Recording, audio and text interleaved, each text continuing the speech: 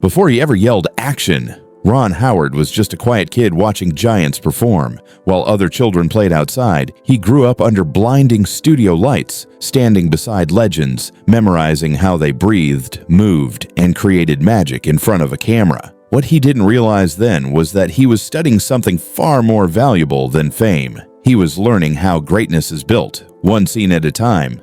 By the time he became a director, Howard had already spent decades in the trenches of Hollywood, not as a spectator, but as a student. And the lessons that shaped him didn't come from textbooks or film school. They came from people. 7 extraordinary actors who changed the way he saw filmmaking forever. Some pushed him to his breaking point, some inspired him to trust his instincts, and a few left marks so deep he still talks about them today. These aren't just stories about movies. They're lessons about truth, ego, fear, and what it really takes to create something timeless. Stay until the end, because the final name on this list didn't just teach Ron Howard how to direct, he taught him how to see. When Ron Howard first met Russell Crowe, he expected chaos. Hollywood had painted Crowe as unpredictable and difficult, the kind of actor who could turn a calm set into a storm. Howard, known for his quiet and steady nature, walked into A Beautiful Mind bracing for conflict. But what he discovered wasn't ego or attitude. It was obsession, a relentless hunger for truth that few directors ever get to see up close. Before filming began, Crowe immersed himself in the life of John Nash. He studied schizophrenia up close, speaking with doctors and patients until he understood how brilliance and madness could coexist inside the same mind. By the time cameras rolled, he didn't have to act confused or fragile. He was Nash. Every tremor, hesitation, and distant stare came from within. It wasn't performance, it was transformation. Howard watched in awe as Crowe turned every scene into something unpredictable yet deeply human. There were moments when his intensity pushed the crew to their limits, but Howard realized that Crowe wasn't difficult. He was protective.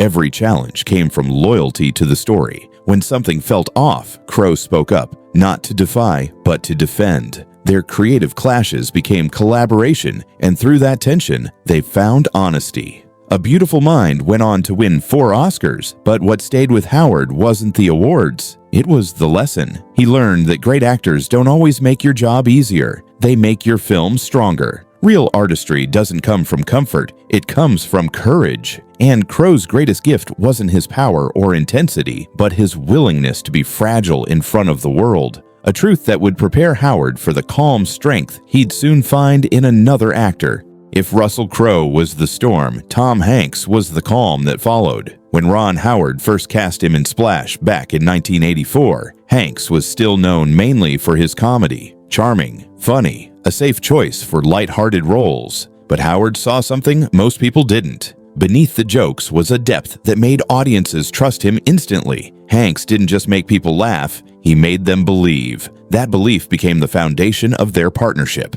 From Splash to Apollo 13 and the Da Vinci Code, Howard learned that Hanks had a rare gift, the ability to make the extraordinary feel ordinary. He could play an astronaut trapped in space or a professor decoding ancient secrets, and somehow it always felt human.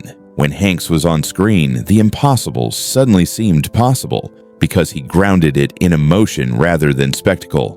Over the years, their communication became effortless. Howard could give a small nod, and Hanks would adjust his tone or movement without a word spoken. That unspoken trust saved time, but more importantly, it built safety, the kind every director dreams of. Hanks didn't need control, he offered stability. He anchored chaos, allowing the story to breathe. In Apollo 13, Hanks could have played the role like a traditional hero full of speeches and drama. Instead, he played a professional doing his job, quietly carrying the weight of an entire crew's survival. That restraint made the film feel real, not rehearsed. Howard realized then that the best leading men don't steal the spotlight.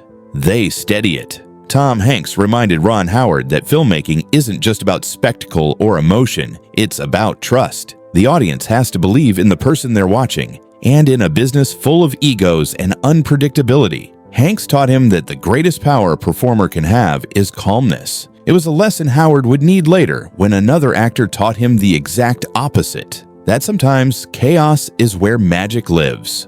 If Tom Hanks taught Ron Howard the value of steadiness, Michael Keaton showed him the power of disruption. When they first worked together on Night Shift, Howard was still finding his rhythm as a director. Keaton, on the other hand, came to set like a bolt of lightning. Unpredictable, funny, and endlessly inventive. He could take an ordinary line and twist it into something no one had planned. At first, it threw Howard off balance, but then he realized what was really happening. Keaton wasn't breaking the rules. He was rewriting them in real time. Keaton treated the script like a living thing. He'd improvise, shift tones mid-scene, and add physical quirks that somehow deepen the emotion rather than distracting from it. Howard learned that sometimes control can kill creativity. Watching Keaton work felt like watching jazz. Spontaneous, messy, but always alive. Every take had a new rhythm, and instead of trying to contain it, Howard started to guide it. He stopped demanding perfection and started chasing authenticity.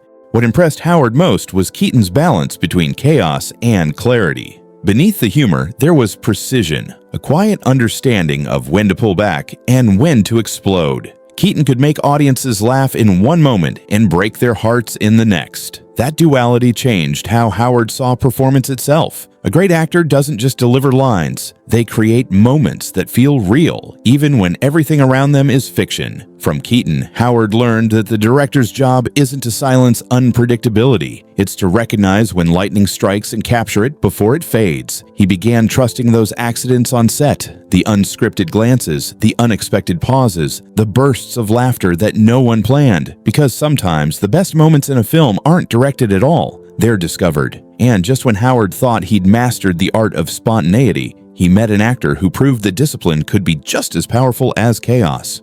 Ed Harris approached acting the way a scientist approaches an experiment, with precision, patience, and absolute commitment to detail. When he joined Apollo 13 as flight director Gene Kranz, Ron Howard expected another talented performer. What he got instead was an architect of truth. Harris didn't just memorize lines, he built the character from the ground up, studying NASA protocols, reading mission transcripts, and even learning the language of engineers until every word he spoke carried weight. On set, Harris was relentless about accuracy. If his character wore a specific vest in real life, Harris wanted that exact vest. If Kranz had a certain way of standing or gesturing, he'd spend hours getting it right. For Harris, authenticity wasn't about imitation, it was about respect. He believed that portraying a real person demanded complete understanding, not just performance. Howard watched as Harris turned technical jargon into poetry, delivering complex dialogue with calm authority. Every line sounded effortless, not because it was easy, but because Harris had done the work to make it feel natural.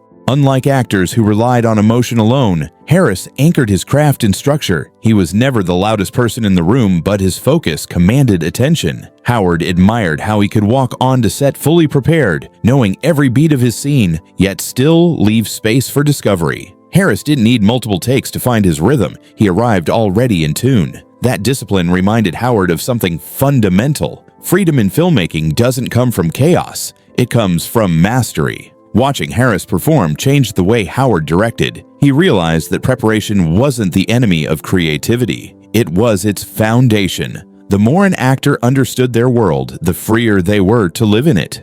Harris taught him that true professionalism isn't flashy. It's quiet confidence, the kind that makes everyone around you better. And after witnessing that level of precision, Howard couldn't help but wonder about the opposite. What if an actor didn't need discipline or direction at all, because presence alone could command every frame? That question led him to his next lesson, one he didn't learn from collaboration, but from pure observation.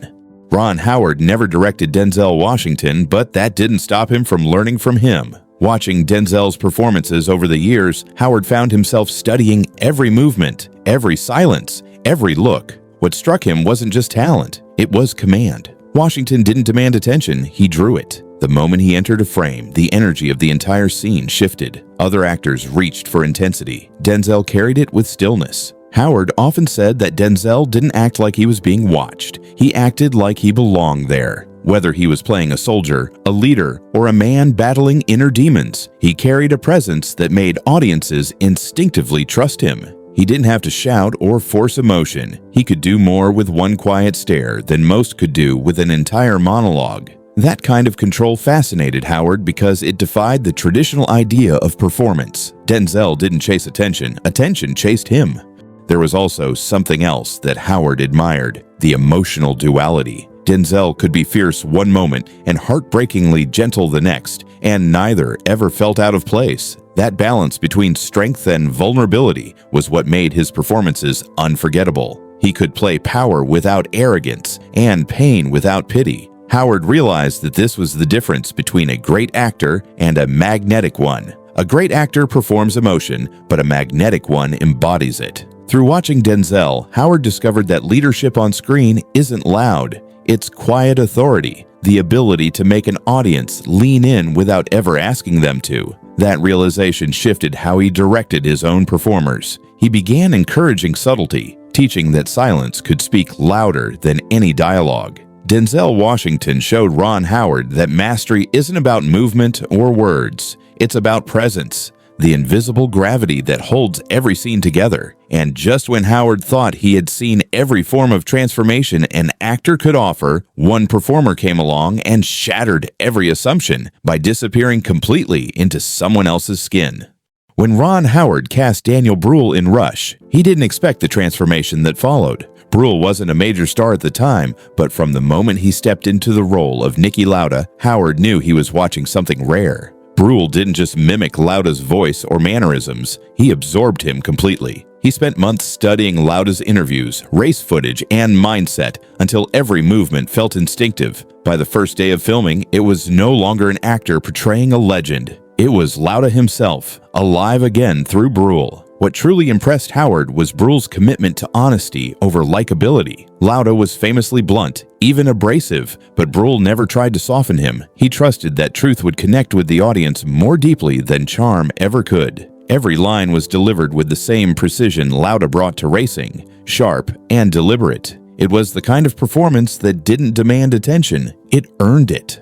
Howard also noticed something different about Brühl's approach compared to most Hollywood actors. American performers often focused on relatability. Brühl focused on accuracy. He didn't need to be loved. He needed to be right. That mindset forced Howard to rethink his own direction. He began to see that authenticity wasn't about emotion or spectacle. It was about discipline and trust in the smallest details. By the end of Rush, Brühl had done more than deliver a great performance. He redefined Howard's understanding of control. He showed him that restraint can be just as captivating as chaos, and that true transformation doesn't require noise, it just requires truth. And that very idea, doing less to express more, would reach its purest form in the man who inspired Howard more than anyone else, Anthony Hopkins.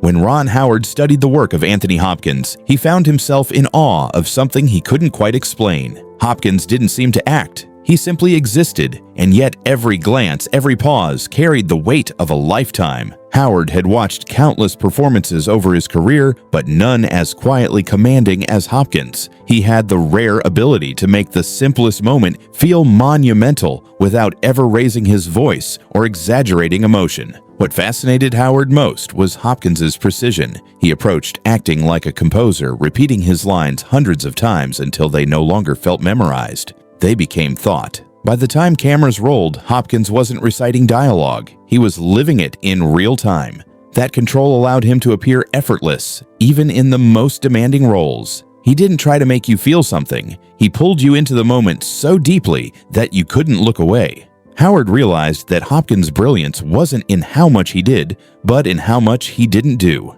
While most actors tried to fill silence, Hopkins used it as his greatest weapon. A slight tilt of his head, a measured breath, or a single look could communicate everything words couldn't. His restraint was his power. He reminded Howard that true mastery isn't about complexity, it's about clarity. Watching Hopkins taught Howard one of the most profound lessons of his career. Great acting doesn't draw attention to itself. It disappears into truth so completely that the audience forgets they're watching a performance. Hopkins didn't just make scenes better, he made them feel real, and in that realization, Howard saw the culmination of everything he'd learned from the 7 actors who shaped his life behind the camera. Each of them Crowe, Hanks, Keaton, Harris, Washington, Brühl, and Hopkins revealed a different piece of what greatness looks like. Some taught him to embrace chaos, others to trust control, but all of them reminded him that directing isn't about power. It's about humility, because the moment you stop trying to control greatness is the moment you start capturing it. Ron Howard's journey through Hollywood wasn't defined by fame or fortune. It was shaped by the people who stood in front of his camera. Each actor taught him something he could never learn from a classroom or a script. Russell Crowe showed him that truth sometimes looks like conflict. Tom Hanks reminded him that calm can move mountains. Michael Keaton taught him that chaos can lead to discovery. Ed Harris revealed that discipline builds freedom. Denzel Washington proved that power lives in stillness. Daniel Brühl embodied the courage of authenticity. And Anthony Hopkins taught him that sometimes the most powerful thing an artist can do is simply be still.